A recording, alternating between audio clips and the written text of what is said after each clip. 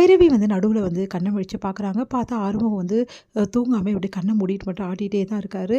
அவர் நைட்டெல்லாம் வந்து தூங்காம வந்து அவங்கள கண் விழிச்சு பார்க்குறாரு. எல்லாமே வந்து ரொம்ப பாதுகாப்பா இருக்காரு. அத பைரவி வந்து ரொம்ப சந்தோஷமா வந்து அப்படியே பார்த்து ரெஸ்ட் படி தூங்கிடுறாங்க. காலைல எழுந்தோனே நெறைய ஹெல்ப் பண்றாரு அவங்களுக்கு.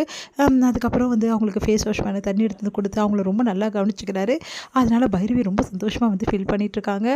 அடுத்து 2 பேருமே வழிய பார்த்துட்டு நடந்து போயிட்டுருக்காங்க. அப்போ பைரவி விழ போறாங்க. நம்ம வந்து ஆறுமுகம் வந்து தாங்கி பிடிச்சு அவங்கள வந்து பார்த்துக்கிறாரு. இதனால பைரவி வந்து அப்படியே ஆறுமுகத்தையே தன்னறியாம பார்த்துட்டே இருக்காங்க. இங்க வந்து என்ன பண்றாரு, நம்ம சிவா ஹாஸ்பிட்டலுக்கு வந்தோனே எப்படியாவது சிவா கிட்ட மன்னிப்பு கேட்டு மறுபடியும் ஒண்ணு சேர்ந்துடணும் அப்படின்னு சொல்லிட்டு பிளான் பண்றாங்க ஸ்னேகா. அதன்படி வந்து ஸ்னேகா என்ன பண்றாங்க, அப்படியே அழுதபடி வந்து நின்னு பேசுறாங்க சிவா கிட்ட. சிவா வந்து கண்டுக்காம வந்து அவர் வேலைய பார்த்துட்டு இருக்காரு. அதனால செமையா டென்ஷன் ஆயிடுறாங்க. ஸ்னேகா எப்படியாவது வந்து சிவாவ தன்கிட்ட பேச வைக்கணும். அதுக்கு ஏதாவது பண்ணியே தீரணும் அப்படின்னு சொல்லிட்டு யோசிச்சுட்டு இருக்காங்க. இங்க வந்து என்ன பண்றாங்க, சிந்து வந்து சாப்பாடு எடுத்துட்டு வராங்க.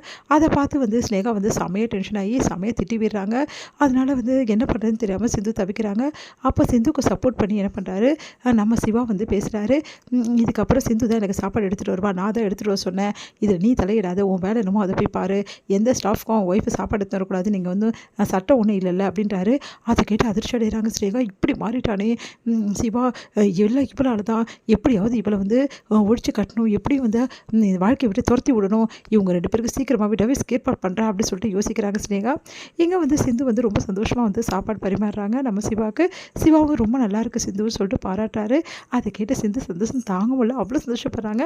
வீட்டுக்கு போனோன்னே வந்து இந்த விஷயத்த சொல்லி சொல்லி வந்து சிட்டு கிட்ட சந்தோஷப்பட்டுட்டு இருக்காங்க. அதுக்கப்புறம் வந்து என்னம்மா எவ்வளோ சந்தோஷமா இருக்க, என்ன விஷயம் அப்படின்னு சொல்லிட்டு நம்ம அன்னபூர்ணி கேட்குறாங்க. இந்த மாதிரி டாக்டர் சாப்பிட்டுட்டு சாப்பாடு அவ்வளோ நல்லா இருக்குன்னு சொல்லிட்டு பாராட்டினாரு. அது மட்டும் கிடையாது, ஸ்னேகா கிட்ட இந்த மாதிரி அப்புறம் சிந்து தான் சாப்பாடு எடுத்துகிட்டு வருவான்னு சொன்னார். எனக்கு எவ்வளோ சந்தோஷமாக தெரியுமா, சீக்கிரமாகவே வந்து சிந்துவை சிவா ஏற்றுப்பா, அந்த நம்பிக்கை எனக்கு வந்துடுச்சு அப்படி சொல்லிட்டு சந்தோஷப்பட்டுட்டு இருக்காங்க நம்ம வந்து அன்னபூர்ணி. இது எல்லாத்தையும் மகா கேட்குறாங்க, அதிர்ச்சி அடைகிறாங்க. இங்கே என்ன நடக்குது, இந்த மாதிரி நடக்குது, அப்போ சிவாக்கே இப்படி பண்ணோம் அப்படின்னு சொல்லிட்டு செம்ம டென்ஷன் ஆகிடுறாங்க. அடுத்து வந்து இங்கே என்ன பண்ணுறாங்க, நம்ம சிவா வந்து வீட்டுக்கு வந்தோடனே ரொம்ப தேங்க்ஸ் சொல்கிறாங்க. சிந்து, இங்கே பாரு சிந்து, நான் இதெல்லாம் பண்ணுறேன், இந்த விஷயத்தெலாம் உனக்காக ஊக்கப்படுத்துகிறேன் அப்படின்றதுக்காக உன்னை பொண்டாட்டியை ஏற்றுக்கணும்னு அர்த்தம் கிடையாது.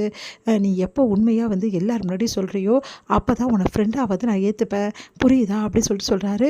அதை கேட்டு வந்து அதிர்ச்சி அடைகிறாங்க. டாக்டரே, நான் ஒரு வேளை உண்மையை சொன்னேன்னா நீ எனக்கு கிடைக்க மாட்டேன் டாக்டரே, அப்போ நான் என்ன பண்ணுவேன் டாக்டரே, அதுக்குள்ளேயே நீ என்னை ஏற்றுக்கணும் டாக்டரே, நான் கண்டிப்பாக ஏற்றுக்க வைப்பேன், நீ சீக்கிரமாகவே என் பொண்டாட்டி சிந்து தான் சொல்லுவேன், அப்படி சொல்லலைன்னா பார்த்துக்கலாம் அப்படி சொல்லிட்டு யோசிக்கிறாங்க.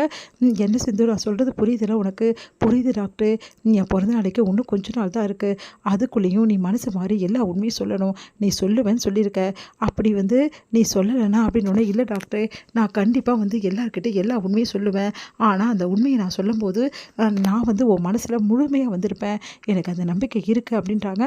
அதையும் பார்க்கலாம் அப்படி சொல்லிட்டு சிவா வந்து போகிறாரு.